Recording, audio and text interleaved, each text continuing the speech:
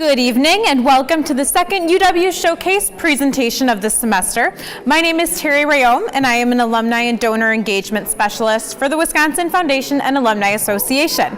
UW Showcase is brought to you by the Wisconsin Alumni Association and the Capitol Lakes Retirement Community. So on behalf of WAA and Capitol Lakes, thank you for joining us tonight. Now it is my pleasure to introduce our speaker for tonight, Professor Marcy Carlson. Professor Carlson is a professor of sociology, director of the Center for Demography and Ecology, and an affiliate at the Institute for Research on Poverty at the University of Wisconsin-Madison. Her primary research interests center on the links between family contexts and the well-being of children and parents. Carlson's recent work is focused on father involvement, union formation, and relationship quality, especially among U.S. unmarried parents, as well as family change and inequality in cross-national perspective.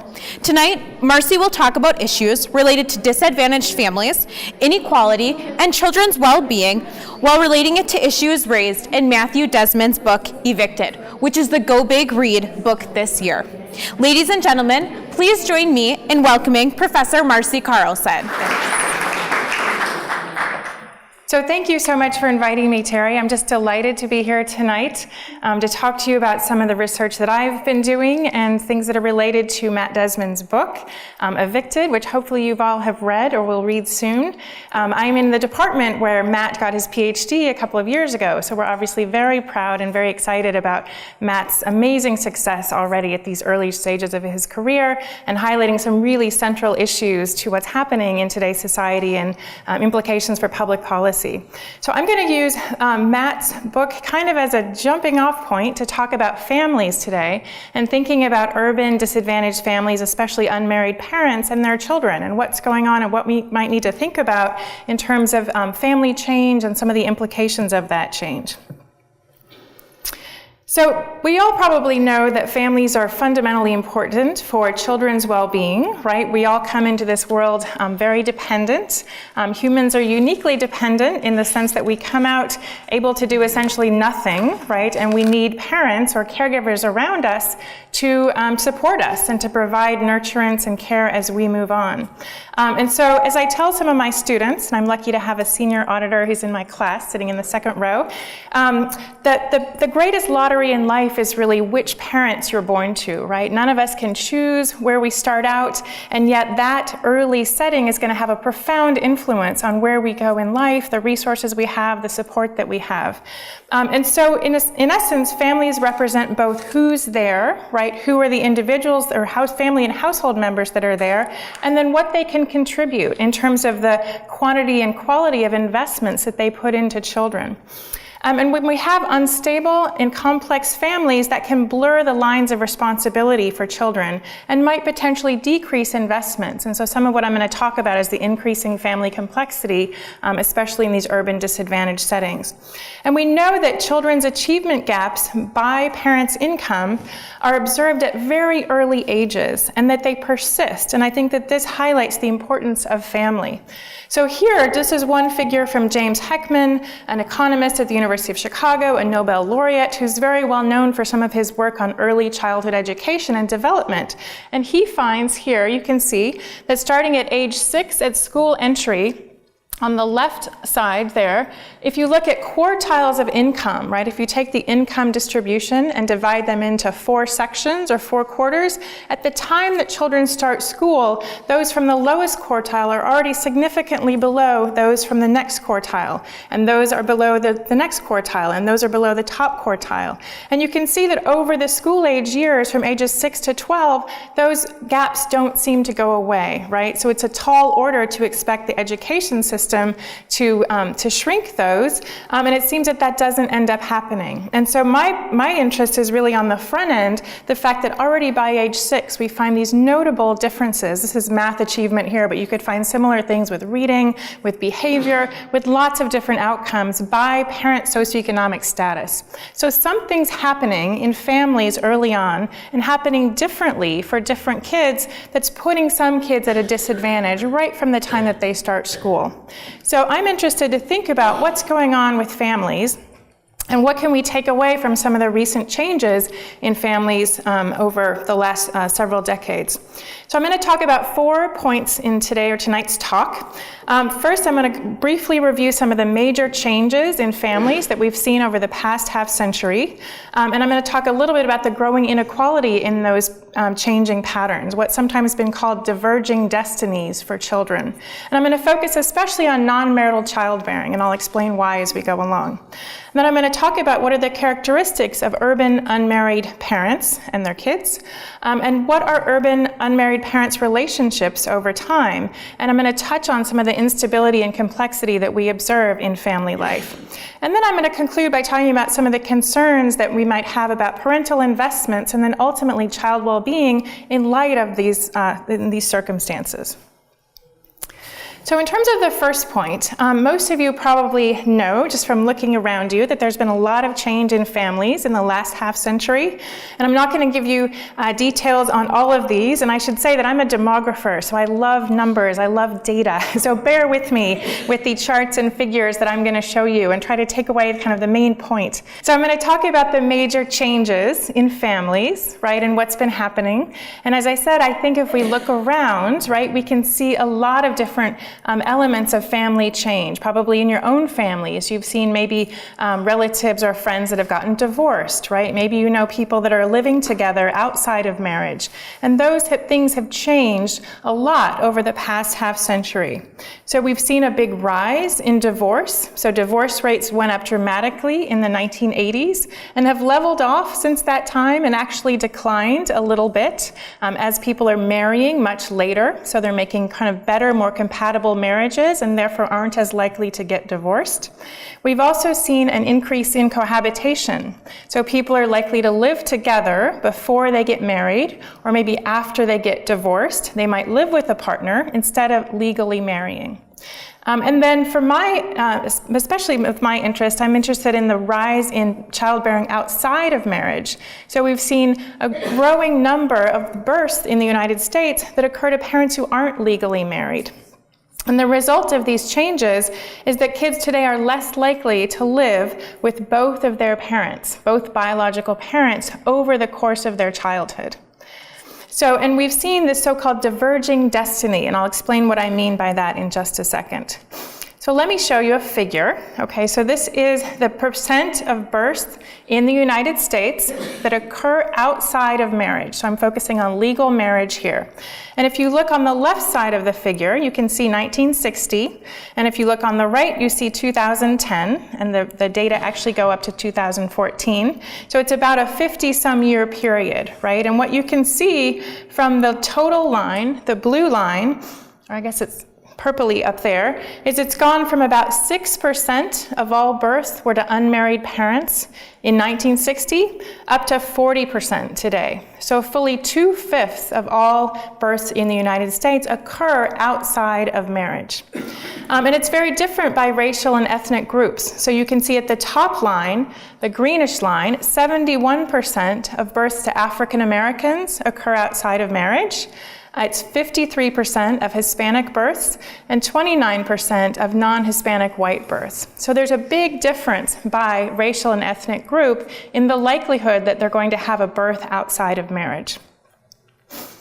And this is not unique to the United States. So this figure shows you from the similar period, right, 1960 to 2010, the fraction of births that occur outside of marriage in a lot of different industrialized countries. And you can see at the top, for example, Iceland, then Sweden, then Norway, France, Denmark, the United Kingdom, the US, where I've put an arrow, and so forth, going down. And you can see that for all of these countries, the red line that was 1960 is much shorter than the blue line, right, which is the more recent line in 2010. So in nearly all of these countries, there's been a big shift in the chances that a birth occurs outside of marriage. So the United States is not unique, and yet I think there are some unique features here in terms of the socioeconomic status of people having births outside of marriage. Okay, and this just shows you the more recent period. It doesn't look as dramatic, right, if you focus on the last 20 or so years, because the blue line here goes from just under 30% to about 40%, right? And I'm showing you this because I also want to show you the data for Wisconsin, which are here. And it's a very similar pattern, right? The lines are the same. The only major difference is that the green line, which is for Black or African Americans, is shifted a little bit higher. So in Wisconsin, it's a higher fraction of African Americans who are having births outside of marriage than even in the nation as a whole. But the general pattern for Wisconsin is quite similar to the US overall. Okay, and then with that, it's important to understand that this isn't happening equally to all different kinds of people. It's happening very disproportionately to people with low education. And so this figure here, if you see the blue line, which is less than high school education, so someone who's dropped out of high school, and then if you look at the green line on the bottom, it's those who had a college degree or graduated from college. And then the red line is those who have a high school degree or some college. And the purple line is all women, right? So is everyone clear on this? Is taking women by how much education they have and looking at the chance that they are going to have a birth outside of marriage, right? So I told you the nation overall is about 40%. And you can see that here in the purple line. It ends up at 40%. But it's very different depending on your education. So those with a college degree are at the bottom. It's only 9% of women with a college degree are going to have a birth outside of marriage at this particular time, 2010. And it's much higher at the top, right? So it's 2/3 of those who dropped out of high school. So taken together, right, I've shown you there's a big difference by race, ethnicity, and a big difference by education. And at the intersection of those two, we have socioeconomically disadvantaged families, right? Okay, are people with me? How's the pacing? Is it okay? Okay.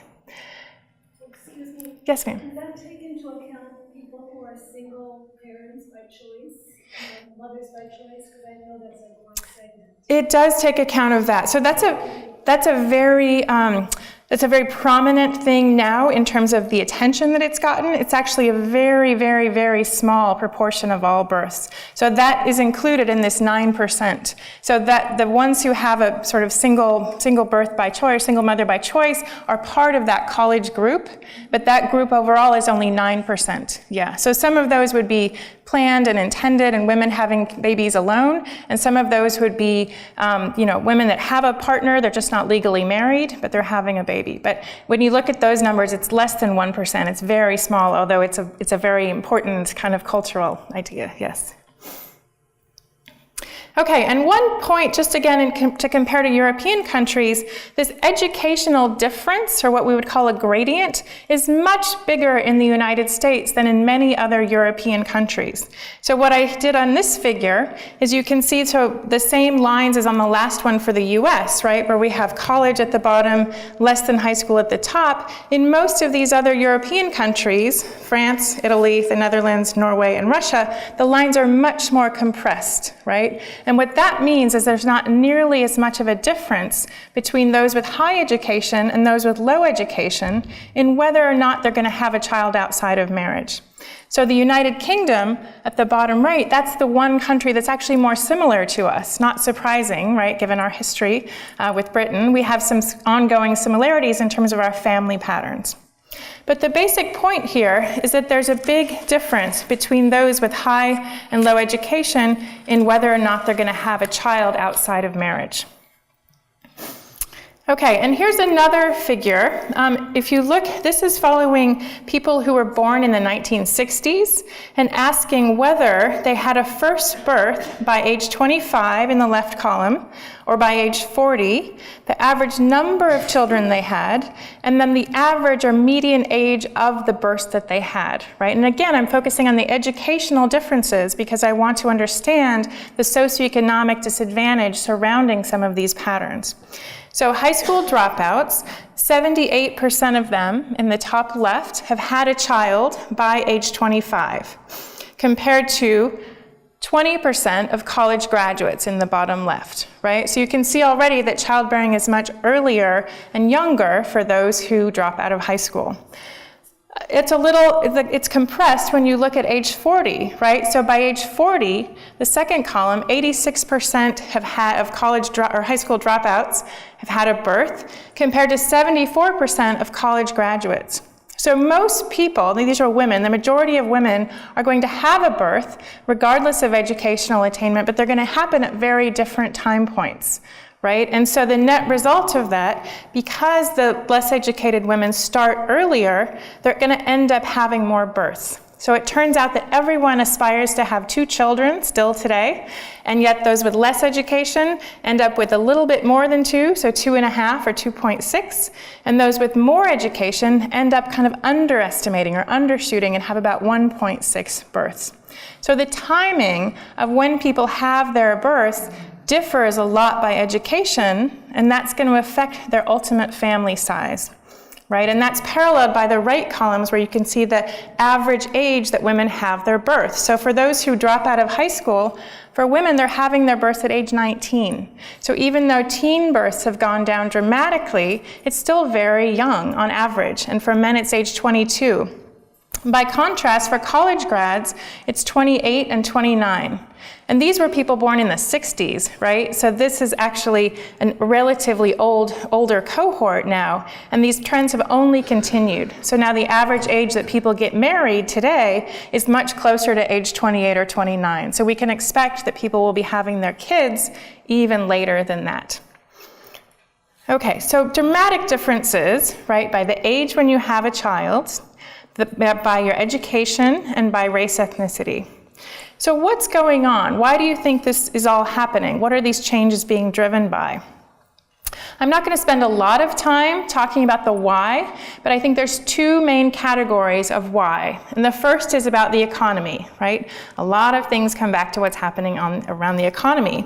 And people have found that there's this great polarization in terms of people, those with less education having fewer opportunities in the labor market, and those with more education having more opportunities, right? Because of the growing technological change, a lot of kind of fundamentals about the kind of jobs that are available. And so this shows you the wages that you earn by education. I think this is a very interesting figure. So if you look at the left side is for men, right? So if you look compared to 1964, those with a bachelor's degree are in gold. Those with a higher than a bachelor's degree, so a graduate degree, are in blue. And those with less than high school degree are at the very bottom. And what you can see is that over time, there's been this great fanning out of how much money, these are average wages by education people are able to earn, right? So at the top, those with a college degree or even a graduate degree, they're seeing many more opportunities. Their wages have gone up. Whereas those at the bottom, it's flat, or for men, it's even declining. Right? So the fanning out over time shows that the returns, or what you can get for your education, have gotten much greater over time. And on the right side, we see a similar pattern for women, although it's a little bit less of a wide fan. And women at the bottom have gone up a little bit, even those with lower levels of education.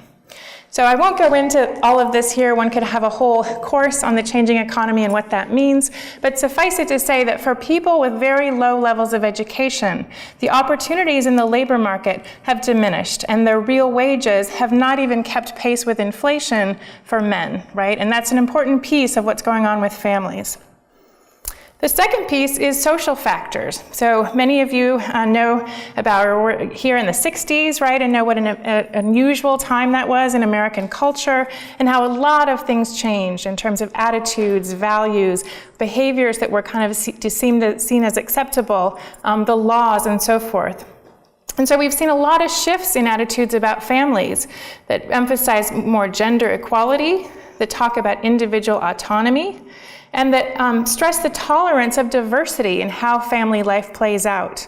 And so that meant that it was seen as okay to get divorced, or okay to live with your partner, or to have a child outside of marriage, right? So the combination of these economic factors and these social factors, I would say, are what's driving a lot of these major changes in family life. And yet today, marriage still remains very central to what people care about and what people want to do. If you ask young people, if you ask high schoolers, there's a study that's asked high school students year after year after year how they feel about family life. And they all say that they want to get married, they want to have children. So it's not that people are walking away from marriage, at least in the United States.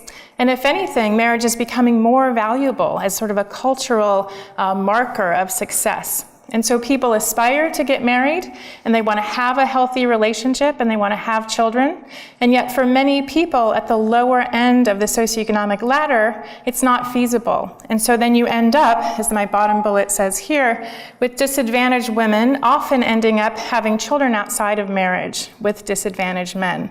And there was a wonderful book by Kathy Eden and Maria Kofalis talking about promises I can keep, and how women want to keep the promises to their children, even if they can't end up having a long-term, stable married relationship. Question? Yes? On the previous slide, is the right side, our right side women? Or Yes. your right side? Sorry, the right side, B is women. So B is women. That Yes. shows that women's salaries have been growing at a faster rate than men's salaries. Women with a bachelor's degree are getting increases in salaries at a faster rate than men. A little bit, yeah.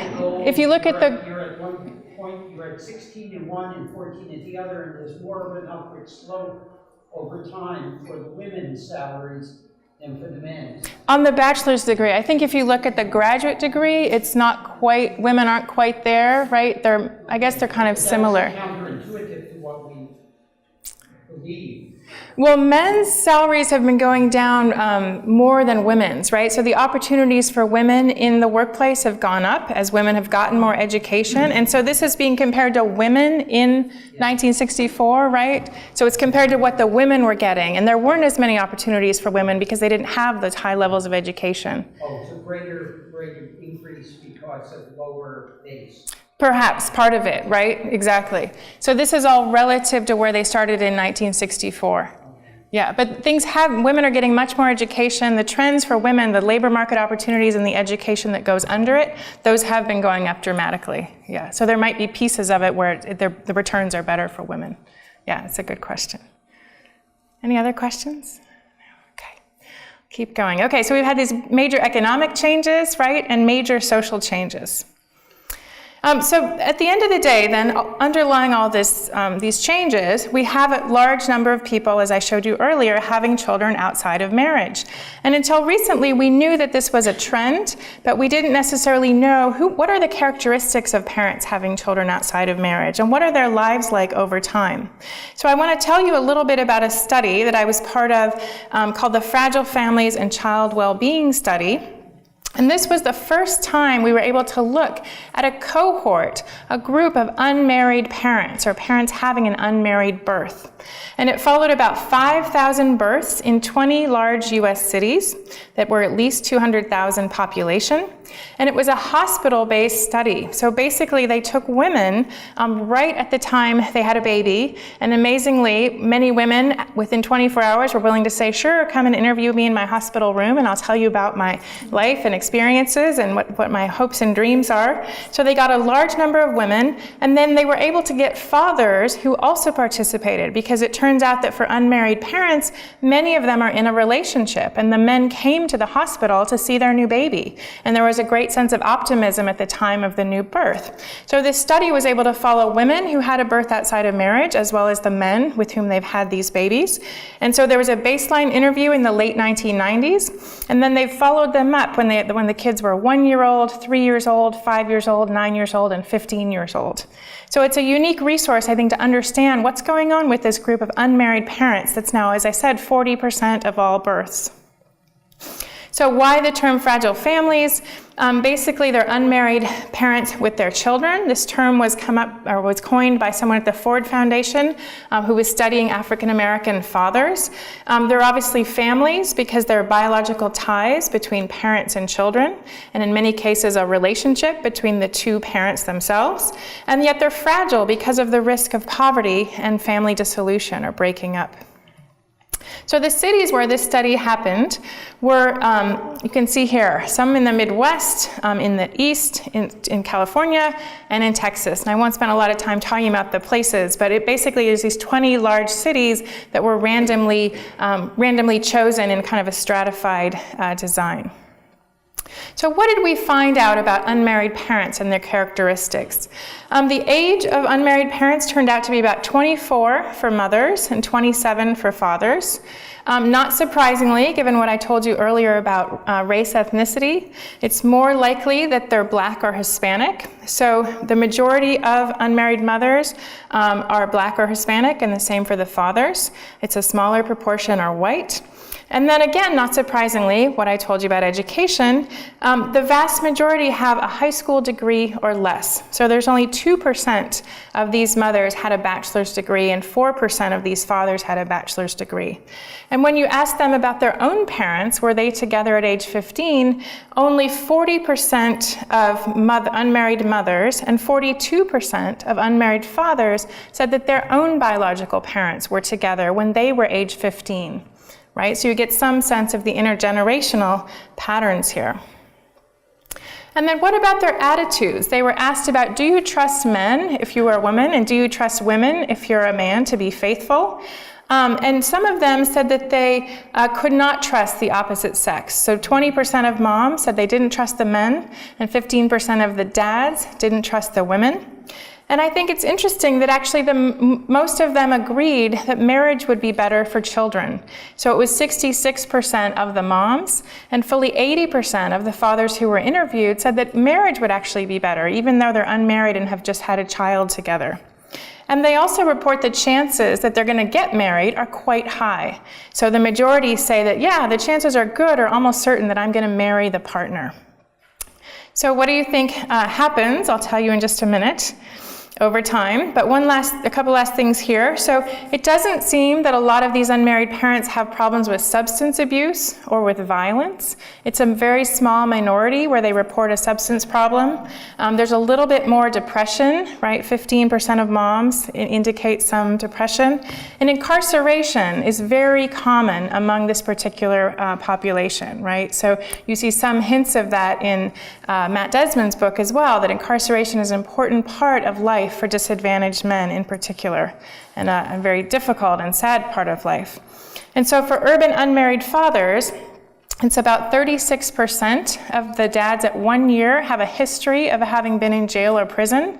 And by the time you get to 9 years, it's fully half of these dads have spent some time in a jail or prison context. So what do you think happens with the parents' relationships, right? I told you that at the time of marriage, they're somewhat optimistic. They think marriage would be good for their kids. They would like to get married, and they say that they have plans to marry. So here's their relationship at the time of the birth. So about half the parents are cohabiting, right? So again, this is unmarried parents who are having a child in the late 1990s in these large US cities. So half of them are living together at the time of the birth. Another third, 32%, are in a dating relationship. So they're not living together, but they say we're dating, we're together, we have a relationship, a committed relationship.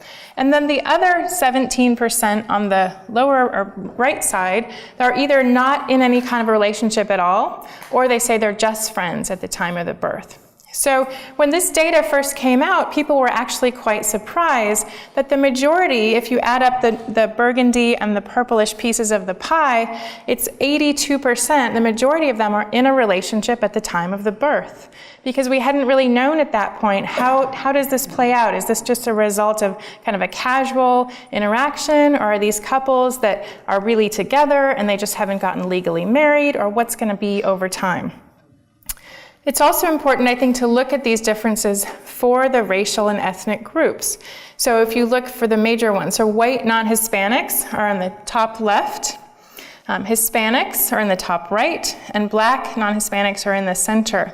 And what you can see if you focus your eye on the purple and burgundy parts of the pie, you see that for all of them, it's the majority, it's about 80-some% are in a relationship at the time that they have this unmarried birth. It just varies a little bit whether they're living together or not living together.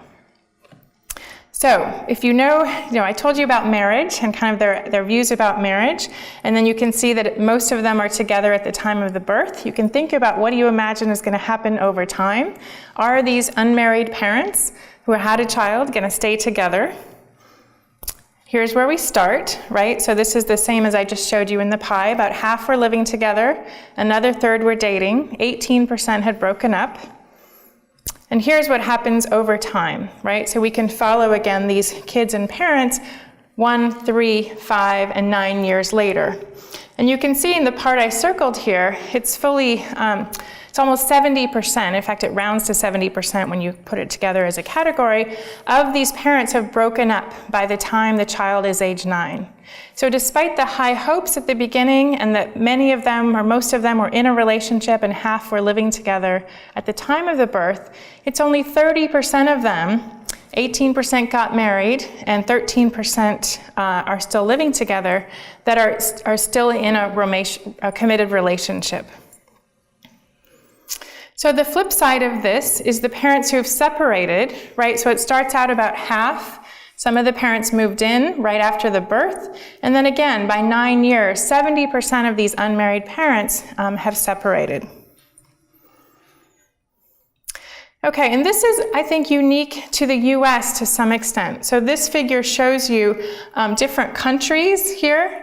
Austria, Finland, France, Hungary, Norway, and Sweden. And if you just focus on the blue bars, those are cohabiting parents, and you can see that the bar is much higher for the US. So even though we value marriage a lot, and we think about marriage, and we aspire to be married as young people, when we have kids, we're more likely, the cohabiting couples are more likely to break up. And then the orange bars show that married parents are actually more likely to break up in the United States as well.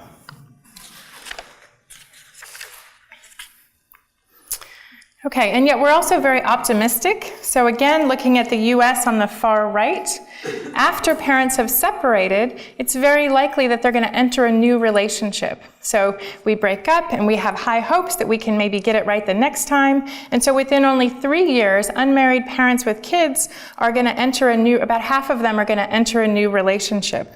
And this is higher than most of these other industrialized countries that you can see here.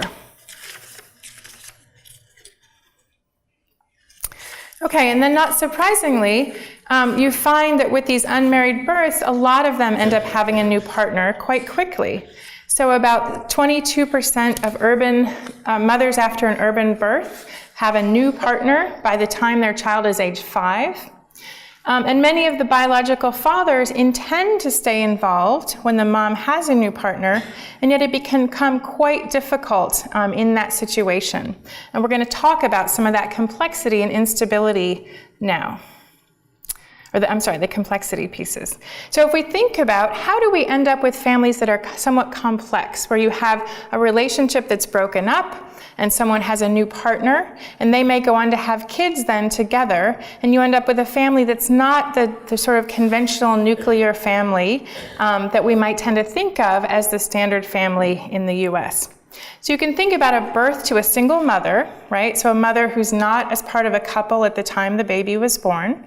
And in the unmarried parents, I showed you that about 17% of the unmarried births are in that situation, right? Where they've gotten pregnant, the woman has a baby, and yet she's no longer together with that partner at the time of the birth. You could also think about a birth to a couple, right? That was the other fraction, the 82%. Those couples, many of them I told you separate, right, subsequent to the birth. And then whether you're a birth to a single mother, you might have a new partner, or if you've separated from your original partner, then you might have a new partner, right? I showed you there's a high fraction of new partners. And from there, you might have a birth with that new partner, right? So the intersection of unmarried births, Lots of couples don't stay together, many repartner, and they're quite young, right, at the time that they've had their babies, means that many of them are going to have birth with a new partner. And that we think of as complex families, or what we sometimes would call multi-partnered fertility, which is kind of a long-winded academic way of saying that parents have kids by more than one partner. And this is something that we found in unmarried parents to be very common. And if you think about, again, going back to what families do for children, what are they expected to do, right? They're expected to care for kids and invest in kids and nurture them and help teach them and read to them and do all the things that parents and caregivers are supposed to do. And you can imagine that becomes more complicated if you as a parent have children by different partners. And if you're the man, you might have children who live away from you and some with whom you live. Maybe the mom has children that you're not biologically related to.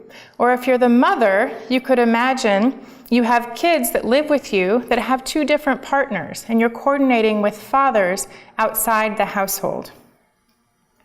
So how common is that situation? So again, some more data from this study.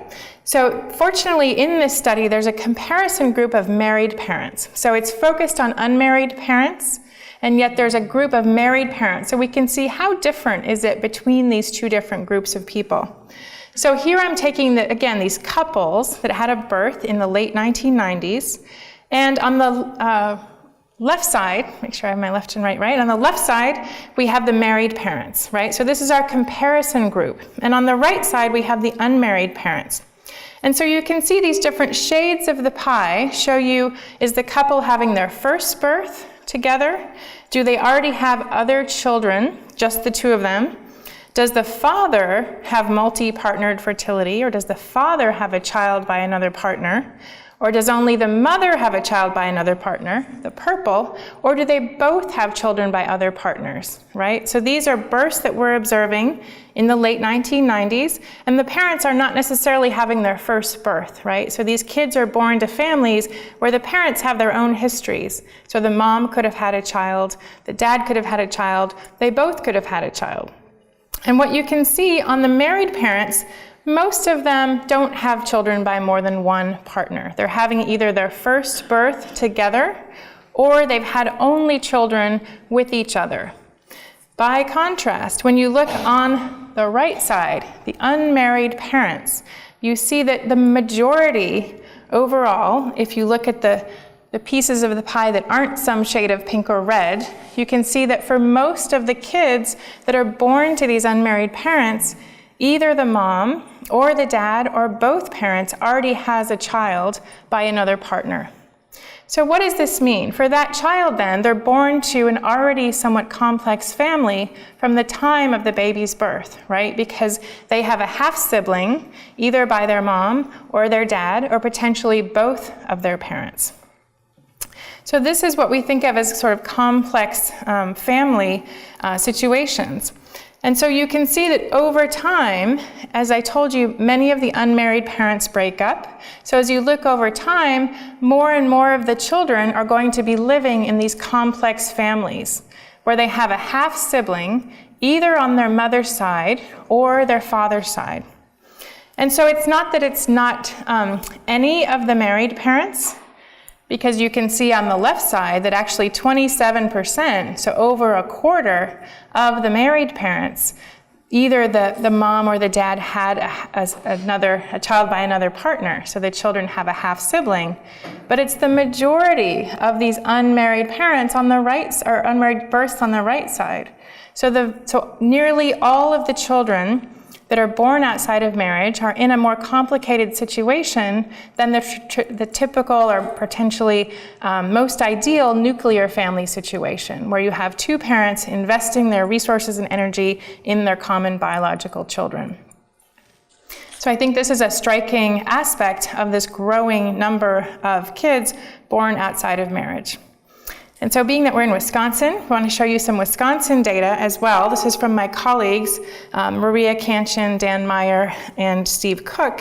And what they've done is they've looked at Wisconsin data of unmarried parents. And so this is a group of moms who are having their first birth. So there's a sample of unmarried moms. They have almost all the data about unmarried mothers in Wisconsin from the late 1990s. And they follow them then for 10 years to see what happens. And do these kids end up entering or ending up in a complicated family? And so you can see that at birth, on the left side, for most of them, they don't have any siblings. And again, this is their mom's first birth. So the only way they can have siblings is through their dad, right? So they either have no siblings or they have a half sibling because their father, who's with their mother, right, who's having her first birth, already has a child by a different partner. And then over time, you can see that the share who have no siblings declines, right? We would expect that many kids go on to have siblings.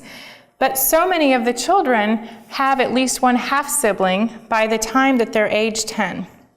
And it's fully 60% if you look at kids who have a half sibling from their father or their mother or both of them, right? So in Wisconsin as well, it seems to parallel this national data that I have, that the majority of these children that are born outside of marriage are going to be in more complicated families over time. Okay, and the US, again, is a bit of an outlier here. We tend to be higher. This is a study I was part of looking at Australia, Norway, Sweden, and the United States. And the prevalence is higher in the US than in these other countries, which probably doesn't surprise you based on what I said about our divorce patterns and our repartnering patterns. Okay, so where does this then leave us? If we think about children being born today, right, to a variety of parents, and especially being born to disadvantaged parents, what are some of the things that we might wonder about or worry about when you think about how children fare over time? So one thing that I think is important to point out, that still today, most single parents are mothers. So even though there is an increase in single fathers raising children, it's only in certain places or certain times. So overall, most of the single parents are still today mothers. So what does this mean for fathers' roles? I'm guessing many of you are fathers. The men have probably played an active role in your children's lives. And yet for fathers who have children outside of marriage at this particular time point, their roles can be quite variable in terms of how things play out. So you see that there's this difference between men and women. So what I'm calling here a gender asymmetry. So women, regardless of their own circumstances or their socioeconomic status, which I'm calling SES at the top, they continue to experience motherhood as a day-to-day experience that's quite central to who they are and their time and their role and their identity. This is because they're likely to live with all of their children. And if there's a single parent involved, it's probably a single mother who's living with her children. And so the socioeconomic status of parents is going to differentiate how that plays out, right? If she's with a married partner with whom she has all of her children, or if it's a more complicated situation, but she's likely to be a day-to-day parent living with her biological children. The variation or the difference is on the father's side. So for high socioeconomic status men, they are more likely to live with a partner. They're likely to get married at an older age and have children with that partner and stay with that partner. Whereas for the lower socioeconomic status men, the men that you see in urban centers that tend to have low education, might be minority, they're often likely to be living away from some of their biological children. And they might have new roles with children to whom they're not related, where they're being a so-called social father. If you're living with kids of a new partner, the mom has children, the men are taking on a lot of these parenting roles. And so what you see is that there's a big difference, not surprisingly, if you're living with children versus living away from children in terms of how much involvement you can enact, right? Which is not surprising. When you live with someone, you see them a lot more often.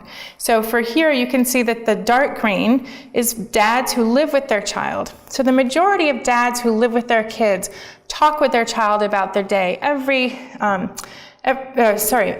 least several times a week. right? And the majority have at least a meal with their child several times a week. Most of them help with homework, although it's a little less, and some take the child to activities, right? Whereas the light green bar is much lower. It's a lot harder to talk about your child's day, or a lot less easy if you live away from that child. It's a lot harder to have a meal on a regular basis if you live away, right? So it's not surprising that you would see these differences by where dads live. And yet for most urban unmarried fathers, they're likely to be living away from at least some of their biological children and having infrequent contact, and then they're likely to be involved with new children, right, to whom they might not be biologically related because of this more complex situation. And there was a wonderful book a couple years ago called Doing the Best That I Can, Fatherhood in the Inner City by Kathy Eden and Tim Nelson, that really documented how does this work for men in these complicated situations that are trying to do right by their children and be involved, and yet there's a lack of resources and there's a lot of instability and there's a lot of new partners, and trying to navigate that complexity can be very difficult. So a couple more figures for you here. So if you again go back to the information we have about unmarried parents versus the married parents. So if you look on the left side, don't worry too much about the categories, but you see a lot more variation in how often the kids born to unmarried parents see their dad at age 9. Whereas on the right side, the married parents, the majority are still living together with that child when he or she is age 9, right? So again, you're likely to not have as much contact with your father if you're born outside of marriage because the relationship is unlikely to persist. And then finally, I think this is finally here, getting at net overall, how much do kids get in terms of resources from their families? If we think about what do parents provide for kids, you could put the key categories into time and money, right? So families and parents provide financial support. They buy things for kids that they need. They provide the shelter, the clothes, the books, the after-school activities, lots of things that cost money. That's a huge part of parenting, right, is the resources that you give to your children. And then the second big category is time, or the parenting, the interaction, the engagement, the learning together, the building the relationship. So if we think about these two big categories of resources, of time and money, this is a study I did with one of my colleagues here at the university, who's now the director of the Institute for Research on Poverty, and we were trying to understand what do children in different family contexts get. And so it's a little bit complicated, but if you look at the black bars, that's the amount that mothers are engaging with children in these different family types. So on the left side is the mother and biological father are married. Then the mother and biological father are cohabiting. The mother and a new social father are married. And then the mother and a new social father are cohabiting. And then the mom isn't with somebody, but she's not living with anyone, but she's dating the biological father of her child. And then on the very right side, the mom is single and she's not dating anyone. And so what's the bottom line of this figure? So the moms are in black. This is how much on average they engage in activities with their kids. How much do they read to their kids? Do they talk to their kids? And you can see that across all these different family types, these are kids who are age 5, the mother's level of engagement is very similar, which goes back to my earlier point. There's not that much variation in what moms do with children across these different family types. It might play out differently, but the levels don't seem to be very different. So what is different is the fathers, right? And I've said before, there's more variation in what fathers do. And the biological dads of these children are in the dark gray. So you can see that on the left side, regardless of whether the biological father is legally married to the mom or cohabiting, he's pretty involved. That gray piece on the left is pretty big. It's much smaller if there's a new man living with the biological mom, right, in the third column over. So if the parents of the child have broken up and she has a new partner, that father, the new social father, is quite involved, as indicated by the white, but the biological father is the teeny sliver of gray in the middle, right? Again, suggesting some evidence that in these complex families, it's harder for the biological father to stay really engaged when his kid is living with the mom's new partner, right? And so then we see also, if they're cohabiting, if the mom's cohabiting with a new partner, it's even less what the child gets. So the white piece is even smaller, and the biological father's hardly involved at all. And then another point here is we're looking at both time and money, right? So the gray and black bars indicate parenting time with kids, and then the shaded part behind indicates how much money they have, right? And you see here, the family type with the most economic resources is on the left. So they have $77,000 on average of average income for these married, biological, stable families. And the bars are much lower across all of the other family types. So I think this suggests that when we think about families and family change and what's happening with these urban disadvantaged families where kids are being born outside of marriage, mostly to parents that are quite young with very low levels of income and education, I think we have to worry a little bit about what investment they're getting from parents over time and think about how can we try to respond to that. And I'll just close here with some implications about what could potentially be done to enhance child well-being in these situations. And I think it's important when we think about these urban disadvantaged families to recognize that there's multiple sources of disadvantage, right? So there's the low economic resources. I talked about that in terms of the low education, the low average wages, and the lack of job opportunities available. There's also the unstable and complex families that we talked about, the fact that many parents have children by more than one partner, which makes it harder for the family to cohere around that child and invest in ways that we think are going to be promising. And then I think public policy is not very well suited to these diverse family forms. And I won't get into this here, but most public policies assume that the child is living full-time with one parent or the other parent. And we don't have a lot of flexibility in terms of kids that might go back and forth between households or where the parents might share custody in certain ways. Our policies are not very well attuned to that contemporary reality. So then when we think about what could be done, I think there's two kind of basic ways to think about this. One is that we could change something about the families that we have or the families that we'll create in the future. And I think when we try to change family structure directly, that doesn't go over so well with most Americans. They feel like people should have the right to marry who they want to marry, to get divorced if they want to get divorced. And about 10 years ago, the government put a lot of money into programs that were trying to encourage unmarried parents to marry. And it turned out they didn't really work. They didn't really have an effect on couples staying together or the likelihood that they got married. So I don't think that that's necessarily going to be a viable option for public policy. Another thing we could do is to try to decrease unintended fertility. So I didn't talk about the fact that many of the births that occur outside of marriage, they weren't planned and they weren't intended. And so maybe there's options for people to think about changing their kind of time horizon and maybe having sort of greater planning about their fertility and how that might play out. And there's some big interest now in Washington, D.C. about trying to do that. And then I think we can't get away from better supporting the children that we have, right? That, you might want to change the way the patterns go, but I think when you look at the circumstances of many children, you need to think about how could we better support families with children.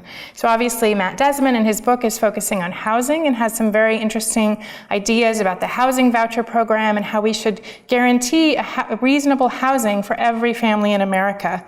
We could think about increasing income directly or changing schools, or there could be an endless array of options.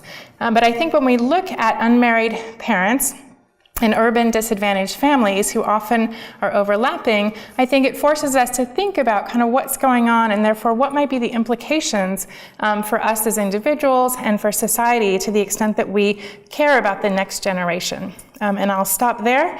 I'd love to have your comments and questions.